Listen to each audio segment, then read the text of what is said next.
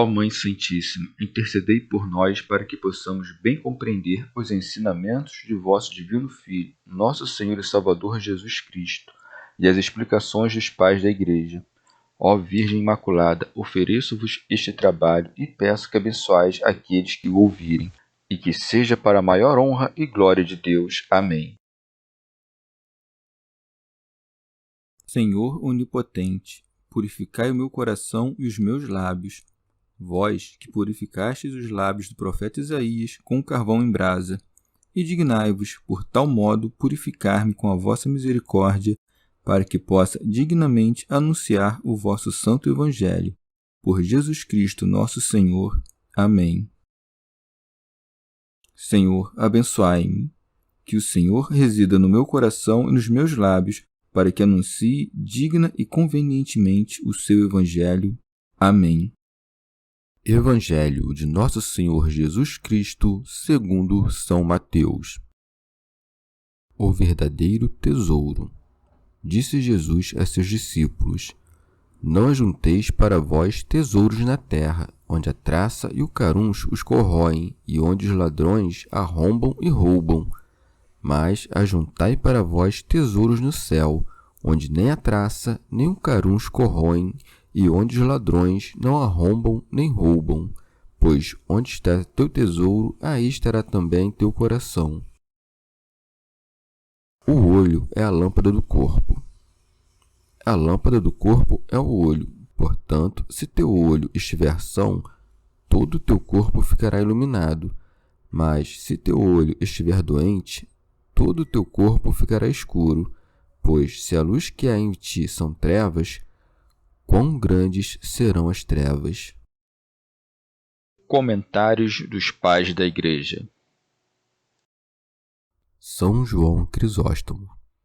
Depois de repelir a doença da vanglória, o Salvador, muito a propósito, introduz um discurso sobre o menosprezo das riquezas. Nenhuma outra coisa faz desejar tanto as riquezas como o desejo da glória. Por isso, os homens desejam ardentemente grandes rebanhos de criados, cavalos cobertos de ouro e mesas adornadas de prata, não para realizar algo útil ou prazeroso, mas para serem exibidos a muitos. E isto é o que diz o Senhor quando continua: Não ajunteis para vós tesouros na terra.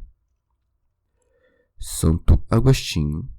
Se, com efeito, alguém atua com a intenção de conseguir algum benefício terreno, de que modo permanecerá limpo um coração que chafurda na terra? O que se une a uma natureza inferior mancha a sua, ainda que aquela a qual se uniu não esteja manchada em seu gênero. E assim como o ouro se deteriora quando se mescla com a prata pura, também nossa alma se torna suja pelo apetite das coisas terrenas, mesmo sendo a terra boa em sua categoria. Pseudo Crisóstomo. Ou de outro modo, como o Senhor nada havia ensinado sobre a esmola, a oração e o jejum, mas apenas reprovado seu fingimento, agora, das três coisas mencionadas, deduz três consequências de ensinamento. A primeira delas afeta a esmola, desta maneira e nesta ordem: Não ajunteis para vós tesouros na terra, onde a traça e a ferrugem os corroem, e onde os ladrões arrombam e roubam. Onde aconselha que se dê esmola.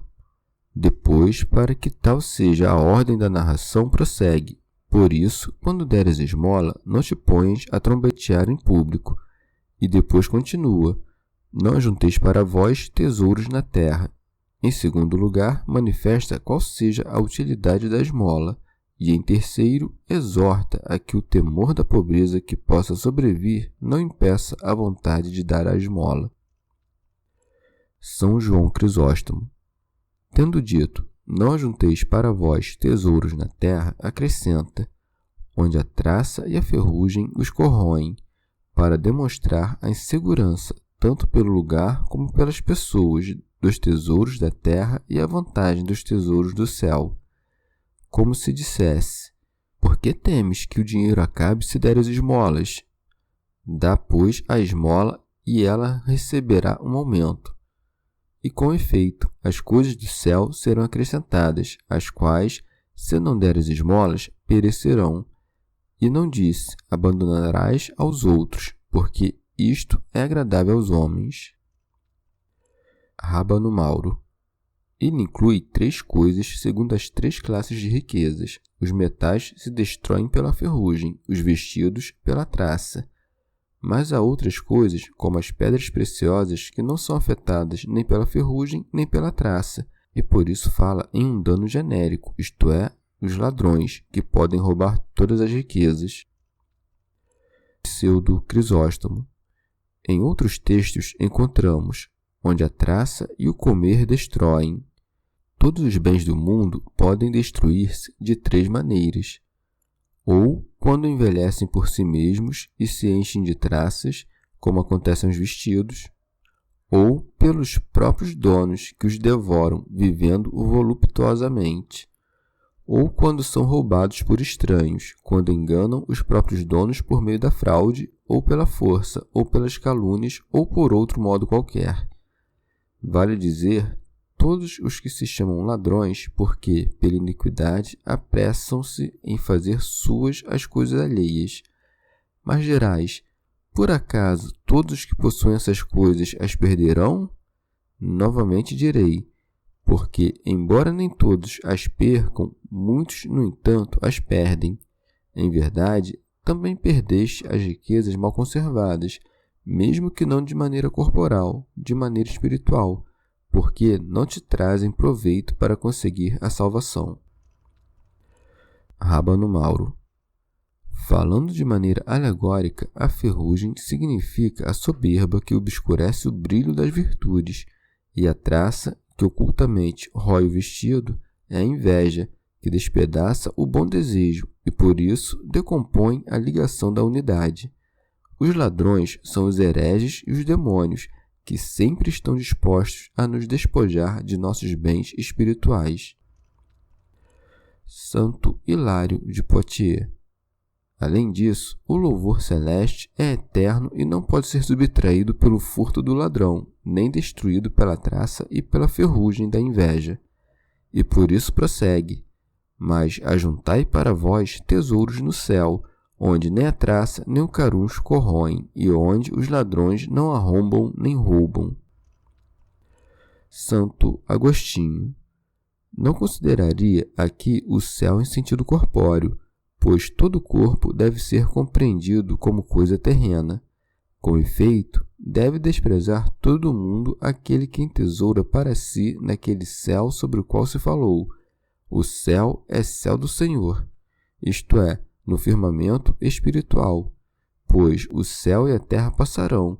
Não devemos, então, colocar o nosso tesouro naquilo que passa, mas naquilo que permanece sempre. Pseudo Crisóstomo.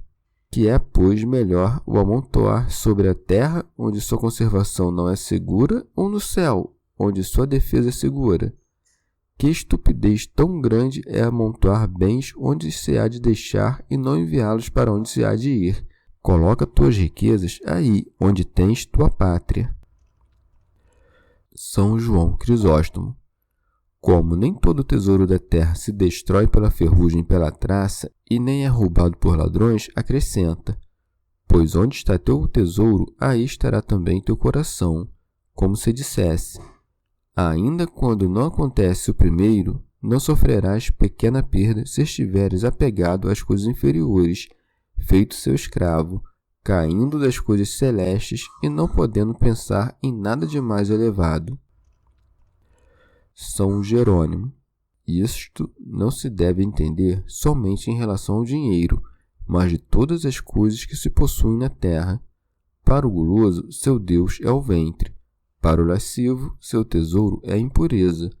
Para o amante, o desejo erótico. Cada um é escravo de quem o venceu. Tem, pois, seu coração onde tem seu tesouro. Pseudo Crisóstomo. Ou, de outra maneira, trata agora da utilidade de se dar esmolas. O que coloca seu tesouro na terra nada tem que esperar no céu. Que encontrará no céu aquele que para lá nada enviou? Este peca, portanto, 2 vezes. Primeiro, porque entesoura coisas mais. Segundo, porque tem seu coração fixo na terra. E pelos motivos contrários, age bem 2 vezes quem tesoura no céu. São João Crisóstomo. Depois de mencionar o entendimento reduzido à escravidão e feito cativo, como isto não podia ser facilmente conhecido por muitos, passa a ensinar sobre coisas exteriores, dizendo: a lâmpada do corpo é o olho, como se dissesse: se não conheceste o que é a perda do intelecto, aprende isto das coisas corporais. O que o olho é para teu corpo, o intelecto é para tua alma. Assim como, quando perdemos os olhos, perdem-se muitas operações dos demais membros, pois a luz lhes foi apagada. Também, quando a inteligência é corrompida, tua vida se enche de muitos males. São Jerônimo. Tudo isso se refere aos sentidos, do mesmo modo que o corpo fica em trevas se o olho não é puro. Também a alma, se perde seu soberano brilho, todos os seus sentidos, ou o que é o mesmo, a parte sensível da alma, habitarão nas trevas. Por isso diz: pois se a luz que há em ti são trevas, quão grandes serão as trevas? Isto é, se o sentido, que é a luz da alma, se obscurece pelo vício, por quão grandes trevas a própria escuridão será envolvida. Pseudo Crisóstomo. Parece que aqui não fala do olho corporal, nem deste corpo que se vê no exterior, porque então teria dito: se teu olho estiver são ou enfermo. Mas o que diz é puro ou vicioso. Se por outro lado alguém tem um olho benigno e doente, por acaso seu corpo está na luz? E se o tivesse vicioso, mas são, por acaso seu corpo estaria nas trevas? São Jerônimo. Mas o que tem olhos remelosos vê em múltiplas luzes. O olho claro e puro penetra coisas claras e puras. Pseudo Crisóstomo. Ou fala do olho interior, não do exterior. Esta lâmpada é a inteligência, por meio da qual a alma vê Deus. Todo aquele que tem seu coração inclinado na direção de Deus tem seu olho lúcido, isto é, sua inteligência está limpa, não suja pelas concupiscências terrenas. Por sua vez, as trevas em nós são os sentidos carnais, que sempre apetecem as coisas próprias das trevas. Portanto, o que tem seu olho limpo, isto é, a inteligência espiritual, conserva seu corpo luminoso, isto é, sem pecado, pois ainda que a carne deseje as coisas más, o homem a repele com a força do temor de Deus. Mas o que tem seu olho mau, isto é, a inteligência obscurecida pela maldade ou perturbada pela concupiscência, tem seu corpo tenebroso. Não resiste à carne quando deseja coisas desordenadas, porque não tem esperança no céu, que é a que nos concede a força para resistirmos às concupiscências. Santo Hilário de Poitiers. Ou de outro modo, falando do ofício da luz do olho, expressou também a luz do coração, a qual, se permanecer simples e lúcida, concederá ao corpo a claridade da luz eterna, e infundirá na corrupção da carne o esplendor da sua origem, isto é, na ressurreição. Se, ao contrário, permanecer obscuro pelos pecados e vicioso pela vontade, a natureza corporal ficará sujeita aos vícios da inteligência. Santo Agostinho. Ou de outra maneira, devemos entender aqui por olho nossa intenção, a qual, se for pura e reta, todas as nossas obras, que de acordo com ela praticarmos, são boas. Todas estas Jesus chamou de todo o corpo, porque também o apóstolo chama nossos membros de certas obras, quando diz: mortificai, pois, os vossos membros terrenos, a fornicação, a impureza. Deve considerar-se o que cada um faz, não pela maneira que cada um o faz, mas segundo o fim que se propõe. Esta é, pois, a luz em nós, porque sempre cremos que fazemos com bom fim tudo o que fazemos. Tudo que se manifesta se chama luz. Os fatos que se realizam na sociedade dos homens têm para nós um êxito duvidoso e por isso os chamou de trevas. Posso eu saber, quando dou uma esmola a um pobre, o que ele fará com ela?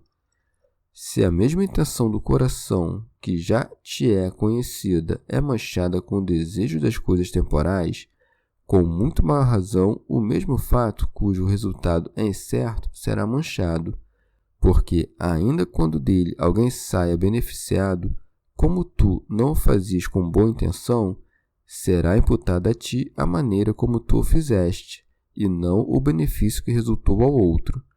Mas, se nossas obras são feitas com intenção pura, isto é, com o fim de fazer uma obra de caridade, então serão puras e agradarão na presença do Senhor. As coisas que certamente são pecados não podem fazer-se com boa intenção. Aquelas ações dos homens que não são por si mesmas pecados serão ora boas, ora mais, de acordo com as causas. Assim como é bom dar de comer aos pobres, se isto se faz por caridade, também é mal quando se faz por ostentação. Mas, quando as ações são pecados por si mesmos, como o roubo, o estupro e outras coisas do mesmo gênero, quem dirá que podem fazer-se por bom motivo ou que não são pecado? Quem seria capaz de dizer, roubemos os ricos para que tenhamos o que dar aos pobres? São Gregório Magno. Ou, de outro modo, se, pois, a luz que há em ti é trevas, se ofuscamos com má intenção aquilo que começamos a fazer com bom fim, quando fazemos coisas que sabemos serem mais por si mesmas, quão grandes serão as trevas? Remígio de Auxerre. Ou, de outro modo, a fé se assemelha à lâmpada, porque por ela se ilumina a marcha do homem interior, isto é, sua ação, para que não tropece, segundo aquelas palavras do Salmo. Lâmpada para os meus passos é a tua palavra. Pois, se esta estiver limpa e for simples, todo o teu corpo estará perfeitamente iluminado. Mas, se estiver suja, todo o teu corpo ficará tenebroso. Ou, de outro modo, por lâmpada se entende o chefe de uma igreja, o qual, com toda a propriedade, se chama o olho, porque deve procurar o bem de todo o povo sujeito a ele, que seria o corpo. Portanto, se o chefe de uma igreja errar, quanto mais errará o povo a ele sujeito. Chegamos ao fim de mais um dia de comentários da Catena Áurea. Muito obrigado por ficarem até aqui, que Nossa Senhora derrame suas graças sobre nós e até amanhã.